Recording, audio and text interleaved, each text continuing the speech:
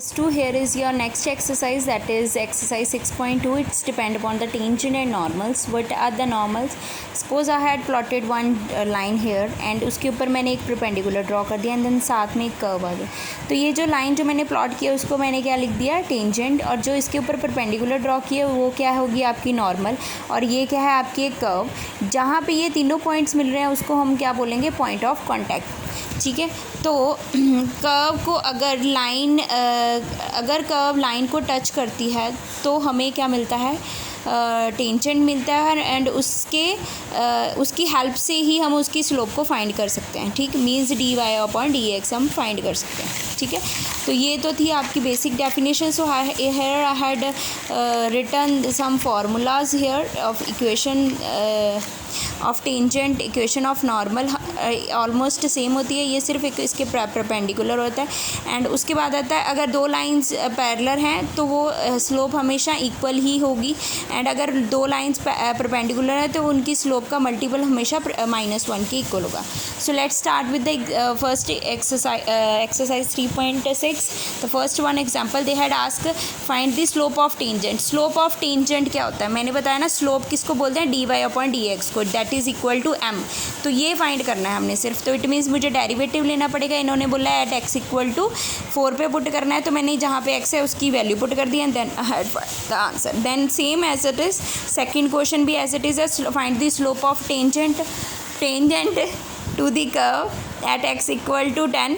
तो मैंने क्या किया, dy/dx क्वोशंट रूल लगा दिया मैंने, एंड उसके ऊपर मैंने डेरिवेटिव किया, ये वैल्यू आ गई है. ठीक है, तो अब इन्होंने बोला एट x इक्वल टू 10 पे फाइंड करो, तो जहाँ पे x की वैल्यू है फिर मैंने x पुट कर दिए, तो आंसर मेरे पास ये आ गया. And then next same as it is third में भी ऐसे ही है, find the slope of tangent पूछा हुआ है, y आपको दिया हुआ है at the point whose coordinate x coordinate बोला हुआ है 2 मीन्स x इक्वल टू 2 ही है. फिर से डेरिवेटिव लिया, स्लोप ऑफ टेंजेंट में मैंने x की वैल्यू 2 पुट कर दी and I had get the slope of tangent value. उसके बाद फोर्थ सेम है. फिफ्थ में क्या है, उन्होंने पूछा है slope of normal, means you have to find dy/dx, but वो किसकी इक्वल होती है, -1/m की. तो x गिवन है, y गिवन है, हम x का डेरिवेटिव लेंगे with respect to theta and y का डेरिवेटिव लेंगे विद रिस्पेक्ट टू थीटा, फिर हम dy/dx निकालेंगे. तो मैंने x का डेरिवेटिव ले लिया एंड देन y का डेरिवेटिव लिया. dy/dx क्या होगा, dy/dθ/dx/dθ, वैल्यू सारी मैंने पुट कर दी, कटिंग कर दी एंड आंसर आ गया. ठीक है, अब मुझे पता है स्लोप ऑफ नॉर्मल किसके इक्वल होता है, dy/dx. सॉरी, हमें पता है टेंजेंट का क्या होता है, dy/dx that is equal to m, और m मेरे पास क्या है, -tan थीटा. अब मैंने निकालना क्या है, स्लोप ऑफ नॉर्मल, तो वो मैं किसके इक्वल, अब यहाँ पे m की वैल्यू मैंने पुट कर दी -tan थीटा, माइनस कट गया, tan थीटा आ गया. अब इन्होंने पूछा था स्लोप ऑफ नॉर्मल थीटा पे फाइंड करो, π/4 पे, तो मैंने π/4 पुट कर दिया, आंसर कितना आ गया मेरे पास, 1. फिर उन्होंने पूछा, नेक्स्ट क्वेश्चन है 7th, कहते फाइंड द पॉइंट फाइंड करो at the which the tangent to the curve आपको दिया हुआ है पैरेलल टू x एक्सिस है. तो y मैंने ये लिख लिया, पॉइंट मतलब you have to find x और y फाइंड करना है. ठीक है, तो मैंने क्या किया, डेरिवेटिव ले लिया. ठीक है, अब इन्होंने बोला parallel to the, note one thing, अगर tangent to the curve parallel to x axis आती है तो dy/dx इक्वल टू 0 होगा. अगर tangent to the curve parallel to y axis आएगी तो dx/dy इक्वल टू 0 होगा. ठीक है, तो मैंने टेंजेंट टू दी जो स्लोप ऑफ टेंजेंट है वो 0 कर दी, क्योंकि as a it has given x axis, तो dy/dx इक्वल टू 0 हो गया. 3 कॉमन निकाल लिया, x में इसके फैक्टर्स बना लिए, x की वैल्यू आ गई 3 एंड -1. जब x 3 था तो y में पुट कर दो, y की वैल्यू निकाल लो, y की वैल्यू आ जाएगी -20, और जब x -1 है तो y की वैल्यू कितनी आ गई, 12. तो पॉइंट्स क्या आ गए, 3 से हमें क्या मिला, -20, 1 से मुझे क्या मिला, 12. तो ये आंसर आ गया. The same thing in the 10th question, यहाँ पे इन्होंने पूछा find the equation of tangent. ठीक है, तो मुझे ये क्वेश्चन दिया, इसमें मैंने क्या किया, डेरिवेटिव ले लिया, डेरिवेटिव निकल के ये आ गया. अब मैंने स्लोप मुझे गिवन थी. ठीक है, स्लोप मुझे पता है किसके इक्वल होता है, dy/dx that is equal to m के. तो dy ये मुझे गिवन है, dy/dx की वैल्यू मैंने पुट कर दी, कैंसिल होकर मेरे पास आंसर आ गया. x की 2 वैल्यू आ गई हैं +-1 के कारण, एक 2 आ गया, एक 0 आ गया. ठीक है, तो जब x की वैल्यू 2 थी तो मेरे पास आंसर कितना आ गया, ठीक है। जब x की वैल्यू 2 है तो y 1 आ गया, और x की वैल्यू 0 है तो y मेरे पास -1 आ गया। अब x भी आ गया एंड y भी आ गया। ये मेरे पास क्या आ गया, x1 एंड y1 मैंने दोनों फाइंड कर लिए। अब इक्वेशन ऑफ द टेंजेंट में x1 और y1 की जगह वैल्यू पुट कर दो। पहले मैंने 2 और 1 पॉइंट लिया, ये फाइंड कर लिया, ये इक्वेशन बन गई। फिर मेरे पास एक और पॉइंट आया होता 0 से ये, इस पर मेरी इक्वेशन ऑफ टेंजेंट क्या बन गई, ये बन गई। तो ऐसे you have to solve the equation of tangent, ठीक है। The same process you have to use for that equation of normal. Complete this one whole exercise, it will be similar all the questions. तो अगर कोई question में problem आती है तो you may ask, जैसे इन द 15th क्वेश्चन में क्या है, कहते हैं find the equation of the tangent to the line to the curve. आपको दिया हुआ है y is equal to x, ये 15th क्वेश्चन करवाने जा रही हूँ। x square minus 2x plus 10, तो dy अपॉन dx निकाल लिया मैंने इसका। तो ये कितना आ गया, 2x माइनस 2। अब इन्होंने बोला है कि equation of the line to the curve parallel to the line.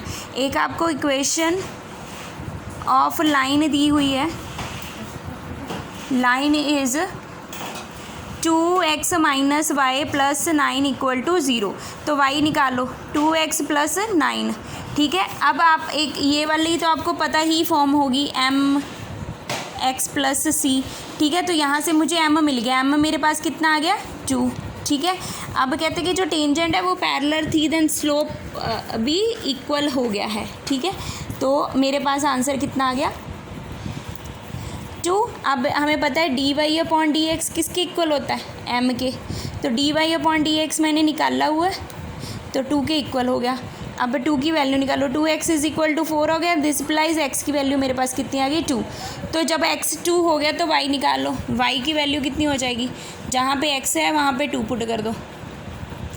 तो y की वैल्यू कितनी आ गई मेरे पास 7, ठीक है। तो अब इन्होंने बोला find the equation of tangent find करना है। तो इक्वेशन ऑफ टेंजेंट फाइंड कर लो अब। So y minus y1 is equal to m x minus x1। So y as it is, y1 मेरे पास कितना आ गया 7, m कितना है मेरे पास 2 एंड x एंड माइनस 2। तो ये आंसर मेरे पास सॉल्व हो के आ जाएगा, y minus 7 is equal to 2x minus 4। So this implies y 2x minus y plus 3 equal to 0। तो ये मेरी इक्वेशन ऑफ टेंजेंट निकल गई। इसमें ये पैरेलल वाला केस था, ठीक है। अब हमने करना है परपेंडिकुलर वाला। तो परपेंडिकुलर मतलब नॉर्मल वाली कंडीशन आएगी, तो बी पार्ट में मैं परपेंडिकुलर लाइन में करने जा रही हूँ। वो मुझे टर्म दी हुई है ये वाली, ठीक है। तो इसमें मैं क्या करूँगी, फिर से मैंने y निकाल लिया, y मैंने जब निकाला तो ये बन जाएगी इक्वेशन ये वाली फॉर्म में, ठीक है। तो फिर से मैंने इसकी कंपैरिजेशन यहाँ से ये वाली फॉर्म से कर ली है। तो मुझे m कितना मिल गया, यहाँ से 3 मिल गया, ठीक है। It means slope of tangent अब क्या बन जाएगी, बनेगी स्लोप ऑफ टेंजेंट ही, क्योंकि ये परपेंडिकुलर फॉर्म पे है, ठीक है। -3/1। अब हमें पता है, अब उसके बाद हम क्या करेंगे, हमें पता है स्लोप ऑफ टेंजेंट मतलब dy अपॉन dx हो गया। तो वो किसके इक्वल है, dy अपॉन dx हमने निकाला ही हुआ है प्रीवियसली। तो ये हो गया 2x minus 2 is equal to -3। So this implies 2x minus 2 upon 3। So this implies 5/3 answer बच गया। एंड x की वैल्यू कितनी आ गई, x की वैल्यू आ गई मेरे पास 5/3 अपॉन 6। जब x 5/6 है तो y की वैल्यू निकालो। तो y जब आप y में इसमें वैल्यू पुट करोगे तो y की वैल्यू मैं डायरेक्टली लिखने जा रही हूँ, वो आ जाएगी 217 अपॉन 36। तो अब इक्वेशन ऑफ टेंजेंट निकाल लो फिर से परपेंडिकुलर के बिहाफ पे।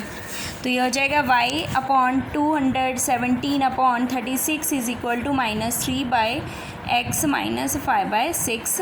तो इसको सॉल्व किया, 36 minus 3/this plus 5/18। So this implies answer कितना आ जाएगा 12x plus 30y minus 227 equal to 0. So like this you have to solve. All the questions are similar. If you have any kind of problem then you may ask. Thank you. Have a nice day.